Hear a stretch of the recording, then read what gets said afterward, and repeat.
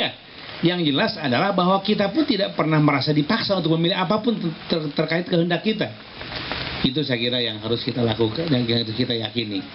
Sebab perdebatan tentang teologi ini panjang banget perdebatannya, makin didalami makin rumit. Mendingan kita jalani saja sebagai kehidupan kita bersama-sama.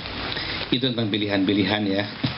Kemudian Kang Imam nih, Bang Imam atau Mas Imam.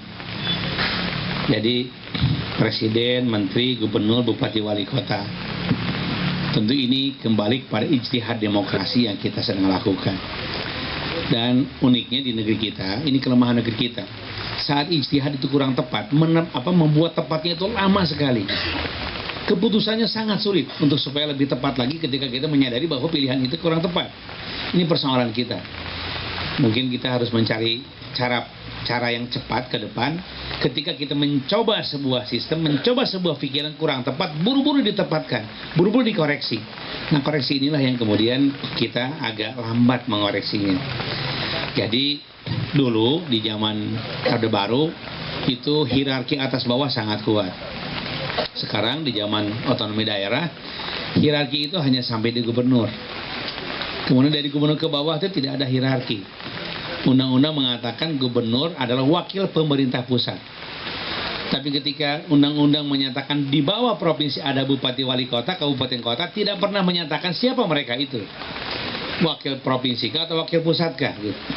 Ini yang seringkali membuat para gubernur sulit mengendalikan para bupati, wali kota karena pakai bahasa konvensi, pakai bahasa apa namanya? Pakai bahasa formal. Tapi kalau pakai bahasa kebudayaan bisa kita lakukan. Umpamanya begini, ada seorang gubernur, dia adalah seorang tentara, mantan tentara, yang biasa dalam kehidupan prajurit ketentaraannya itu, jadi ABRI dengan TNI sama, nah kayak seperti di Madura. Iya, karena dia seorang tentara, maka dalam pikiran dia di zaman sekarang komando masih bisa dilakukan. Diundanglah bupati wali kota dengan telegram. Yang datang hanya seperempatnya. Yang lainnya hanya sekda yang diundang, hanya sekda yang datang, atau hanya asisten sekda yang datang. Orang nomor 4, satu kan gubernur, wakil gubernur, sekda, di bawahnya asisten. Nomor 4. Nomor 2 nggak diusut, nomor 3 pun nggak diutus, nomor 4 yang diutus oleh dia. Ngamuklah seorang gubernur ini. Diusir semuanya, yang sekda, yang asisten usir, pulang. Yang diterima hanyalah bupati atau wakil bupati, wali kota atau wakil wali kota itu yang diterima. Rapatlah dia, rapat sambil marah-marah. Selesai rapat, kemudian ada rapat lagi pada 2 bulan ke depan. Diundang seluruh bupati wali kota, ternyata gak ada yang datang satupun. Inilah fenomena pada saat ini. Saya katakan Bapak salah, karena Bapak menggunakan bahasa bahasa kesepakatan, bahasa perintah. Coba kalau pakai bahasa kebudayaan. Coba kalau kita pakai bahasa kenduri cinta, pasti mereka bakal datang. Kalau ada jalan lah, saya sepakat bahwa ternyata ketika hujan itu tidak seluruhnya hujan, lowongan-lowongan masih banyak. Oleh karena itu, ya mari kita gunakan filosofi hudan tersebut. Mari kita gunakan inna ma'al usri yusra, bukan inna ba'dal usri yusra. Sepakat Pak Cak Nun dengan bahasa tersebut. Nah, kemudian tentang kebijakan. Kadang-kadang ada kebijakan yang agak rumit dipahami. Apa sih dampaknya gitu? Mungkin dampak yang tadi dicontohkan kan one day no rice ya, one day no rice. Hadirin sekalian, sesungguhnya sebagai bangsa kita ini harus membangun konsumsi berkeseimbangan dan beragam. Seimbang secara gizi, beragam pula jenisnya. Karbohidratnya ada, vitaminnya ada, proteinnya ada. Nah, sampai saat ini bangsa Indonesia dinyatakan sebagai bangsa yang belum seimbang kalau makan. Terlalu banyak karbohidratnya. Makanya yang ngantuk seringkali banyak, karena kebanyakan karbohidrat pasti ngantuk jam 10 pagi. Jadi kalau ada mahasiswa di kelas, di ruang kelas atau siswa jam 10 ngantuk, kemungkinannya 2. 1, pagi hari tidak olahraga atau kebanyakan makan nasi. Begitu, ya. Kemudian kalau kita melihat bahwa PSSI kalah sama Liverpool ya. 7-0, 7-0. Liverpool tuh. Apa? Waktu 7-0 kalah sama siapa waktu itu? Sama Arsenal.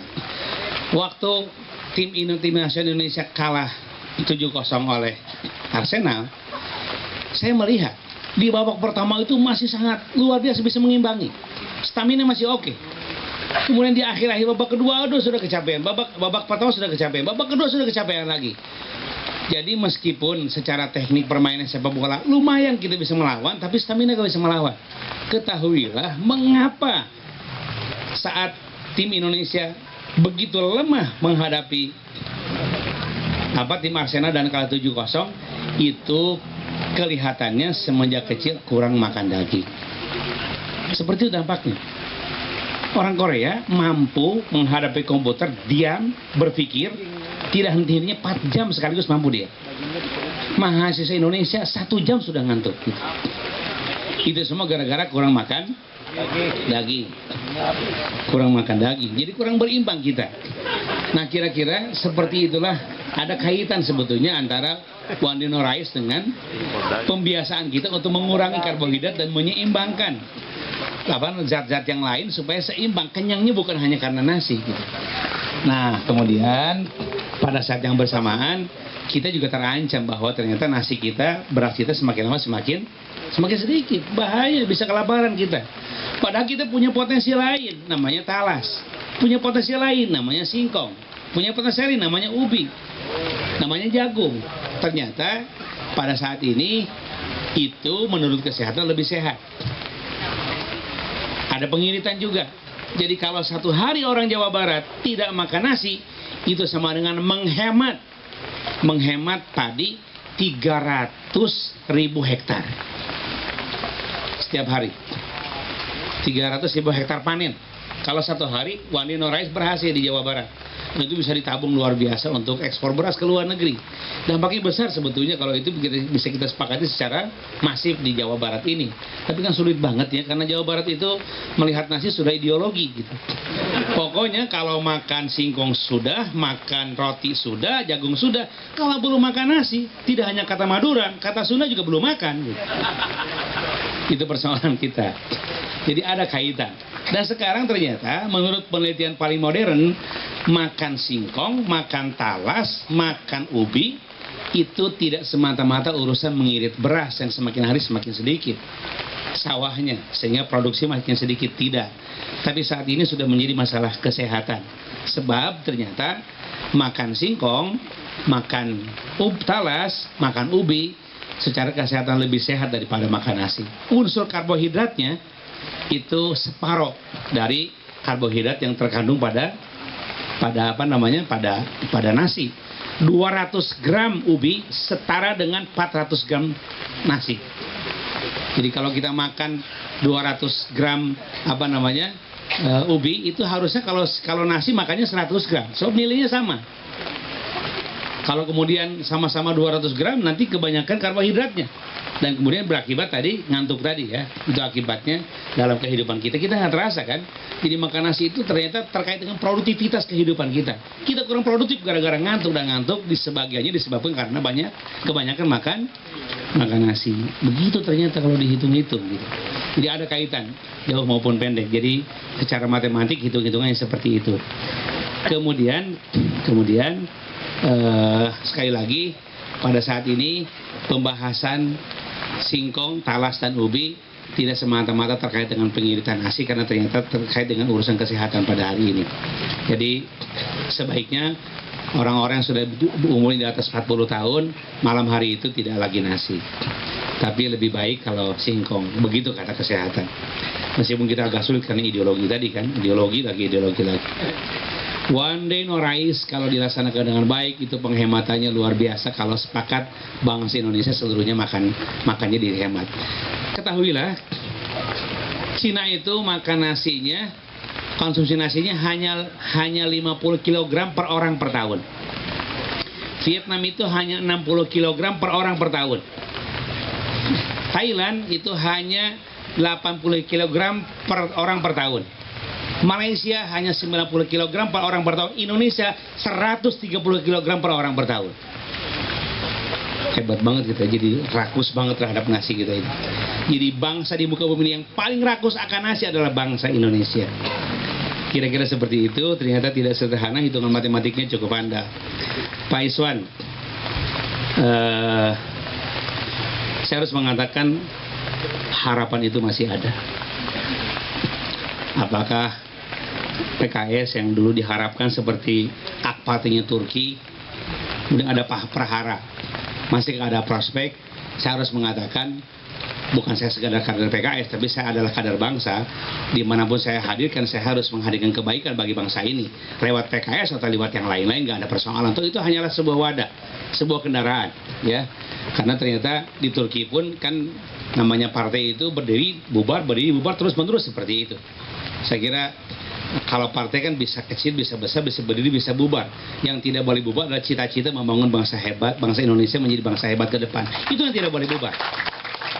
Itu yang tidak boleh bubar sama sekali. Jadi dimanapun kita berada, cita-cita menghadirkan Indonesia yang maju, Great Indonesia atau Indonesia Raya yang dicita-citakan, sebagaimana tergambar dalam Indonesia Raya sebagai lagu oleh W.G. Supratman, itu tidak boleh hilang dari cita-cita kita. Kemudian apakah eksklusivismenya bisa hilang? Saya kira makin lama, insya Allah makin belajar. Kita sebagai bangsa harus menghimpun semua kekuatan kebaikan dari manapun kebaikan tersebut berasal. Ya, kebaikan tersebut berasal dari manapun harus kita himpun secara bersama-sama. Hadirin sekalian, lama-lama insya Allah ekstremisme itu dimanapun ada, dan lama-lama akan mereda, akan lebih baik. Jadi kalau tadi ditandai dengan tidak seseorang yang tidak berjilbab bisa masuk ke parlemen, saya kira mudah-mudahan bisa, dan insya Allah bisa, karena yang kita pentingkan kan bukan simbol-simbol seperti itu. Yang kita pentingkan adalah seseorang boleh menghadirkan kebebasan meyakini keyakinannya masing-masing, tapi pada saat yang bersamaan mari kita satukan potensi kita untuk membangun kebaikan secara bersama-sama. Itu yang saya kira perlu ditiru dari AK Parti. AK Parti itu kan sangat hebat. Saya baru saja sebulan yang lalu ke Turki. Unik memang, partai yang bernafaskan Islam hadir di Turki. Di Turki ada 20 partai lebih, kemudian menjadi pemenang dalam pemilu. Menangnya menang mutlak, suaranya menang 53%, kursinya 57%. Ini kan berarti luasnya luar biasa. Jadi anggota AK Parti itu luasnya luar biasa, masuk ke semua lini. Jadi ketika saya mencoba di Turki, ada sekelompok anak-anak yang pang gitu, ya, atau sebelum manusia, preman gitu. Ketika saya katakan Erdogan, langsung Erdogan gitu. Ketika AK Parti ini luar biasa. Jadi mereka tuh terbentuk sekali, terkesan sekali. Saya katakan, mengapa Anda terkesan? Padahal posisi dan sisi simbol-simbol keislaman Anda masih sangat lemah. Mengapa Anda sangat terkesan dengan partai ini? Dia katakan, partai ini bisa menyelesaikan urusan. Kami sekarang bisa lebih sejahtera gara-gara partai ini, gara-gara Erdogan. Oh, ternyata ini kunci manusia. Jadi manusia itu baru akan mengerti sesuatu itu baik atau buruk ketika ada perjuangannya, kemudian perjuangan dirasakan oleh mereka sendiri. Muhammad Guntur mengatakan bahwa sangat sedikit manusia yang meyakini kebaikan sebelum kebaikan terjadi. Para sahabat Nabi yakin dengan kebaikan dan kebenaran yang dibawa oleh Nabi, padahal kebaikan dan kebenaran belum terwujud dalam bentuk kesejahteraan. Tapi mereka meyakini luar biasa. Inilah manusia-manusia ideologis namanya. Tapi kemudian kebanyakan manusia, ternyata manusia-manusia yang tidak pernah yakin dengan kebenaran, kecuali kebenaran sudah terwujud dalam bentuk kesejahteraan, dalam bentuk kebaikan, dalam bentuk yang kasat mata di depan mata mereka. Makanya yadkhuluna fi dinillahi afwaja di setelah Futuh Mekah kan. Sebelum Futuh Mekah nggak ada berbondong-bondong orang masuk Islam. Setelah Futuh Mekah nggak ada pilihan lain, orang berbondong-bondong masuk ke dalam Islam. Jadi orang kebanyakan itu bukan orang ideologis. Kita semua di sini kan sampai larut malam seperti ini masih bisa bertahan karena kita semuanya orang ideologis. Meyakini kebaikan masih belum terjadi gitu. Kalau orang pragmatis, nih saya udah pada pulang ini. Udah pada pulang. Saya yakin kalau kita orang pragmatis sudah pada balik nih. Tapi karena kita orang ideologis yang meyakini kebaikan, kebenaran, meskipun masih jauh yang harus kita perjuangkan, makanya kita bertahan di kenduri cinta ini. Gitu. Kira-kira seperti itu jawabannya. Kemudian apa namanya? Apa bahasa beran tadi? Oh, sistem pemerintahan. Jadi tidak ada satu nas pun, ya, tidak ada satupun yang mengharuskan dan mewajibkan seperti apa yang paling baik bentuk pemerintahan atau bentuk negara itu. Gak ada satupun. Cari di literatur Islam gak ada. Cari di sabda Nabi gak ada. Yang ada adalah kesepakatan. Yang ada adalah kesepakatan. Ketika sepakatnya kerajaan, karena kerajaan kemudian mampu menghadirkan kebaikan demi kebaikan, ya udah kerajaan gitu. Ketika ternyata kesepakatan yang lain, demokrasi ya demokrasi. Sebetulnya kerajaan dan demokrasi hanyalah urusan kesepakatan, hanyalah urusan cara untuk sampai kepada tujuan yang kita cita-citakan. Kalau kemudian kita sekarang ini meyakini demokrasi, mari kita wujudkan keyakinan kita untuk sampai kepada tujuan-tujuan kita. Saya kira itu. Ya tentu kajian ilmiahnya ada itu dan ini, tapi saya tidak berhak untuk mengatakan mana yang paling afdol, karena barangkali kalau profesor doktor agak enak, yang ahli pemerintahan, ahli tata negara enak ngomong yang mana yang paling baik, tapi sepanjang literatur dan pengemahaman pengetahuan yang saya baca, yang saya ketahui, itu urusan kesepakatan urusannya. Silahkan kenduri cinta mau menyepakati yang mana. Itu barangkali hadirin sekalian. Terima kasih.